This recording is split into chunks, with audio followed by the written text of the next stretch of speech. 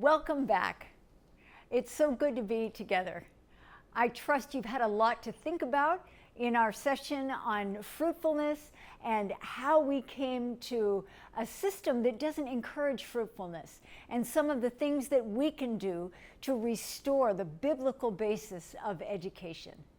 So to start with, we want to just do a little review and remind ourselves what are some of the things that God has already been speaking to us. So you'll remember our tree, and I've combined our trees, haven't I?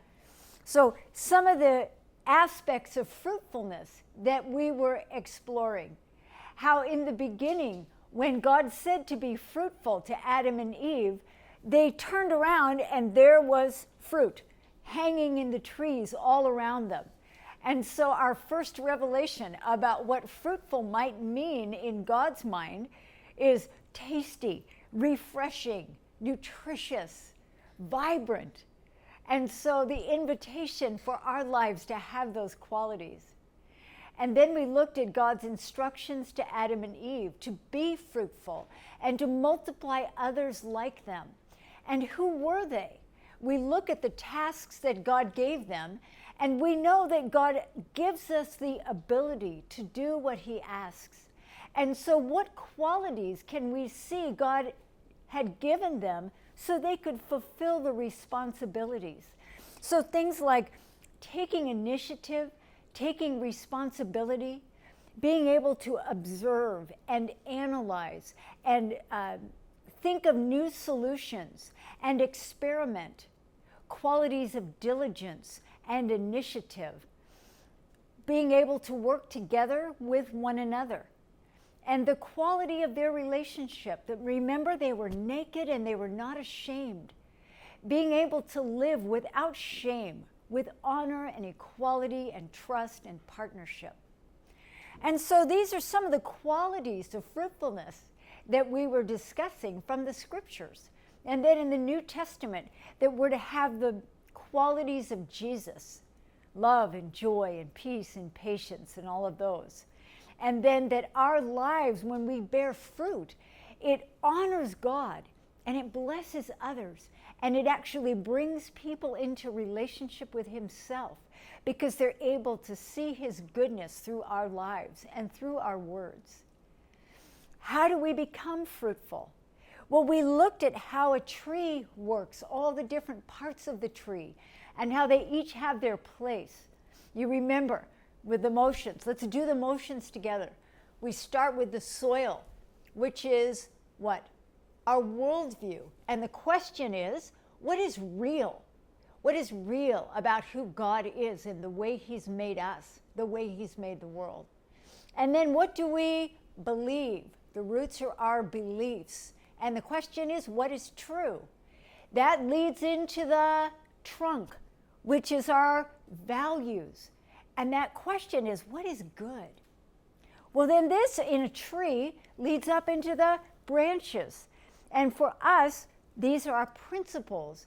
And so the question is, what is the right thing? What's right? But that principle can be applied in many situations. And so we ask, what is wise? The fruit of making specific decisions, we want to apply the principles in wisdom, so that we have good fruit. And so we can see this is the method, the system that God has given us to develop fruitful lives, so that the decisions, the fruit that our lives bear comes from the reality of who He is and what we believe, what we value, the principles that we understand, and the wisdom we use to make good choices. So I want you to spend a minute and do some of your own review. So the word in English is fruit. And so in English, we would take all of the letters in the word fruit. For example, the first letter is F. And I want you to think of a word that starts with that letter, that represents something that you learned in our last session. Because you remember, we contrasted the Hebrew method that is rooted in reality and leads to fruitfulness. And we contrasted that with the world system that began with the ancient Greeks. And it was all based on knowledge that puffs you up. You remember? Knowledge that tries to get us up to the top alone so that we alone are lifted up and more successful. And that's contrasted with biblical or Hebrew, which is fruitfulness, which brings everybody up as we work together and as our fruitfulness blesses other people.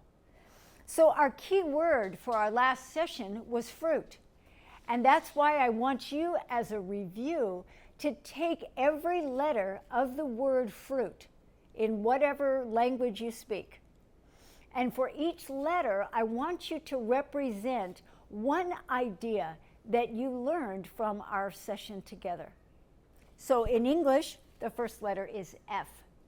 And so I chose the word free, because fruitfulness to me brings wonderful freedom.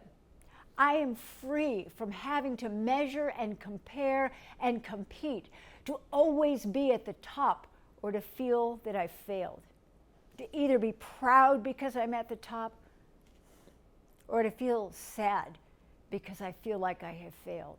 And so there's a tremendous freedom to love and honor and seek God, to be the best that I can be, and to know He is well pleased and I'm fruitful. So that's my first letter, F. In English, the next letter would be R. So I would think of another idea that begins with an R.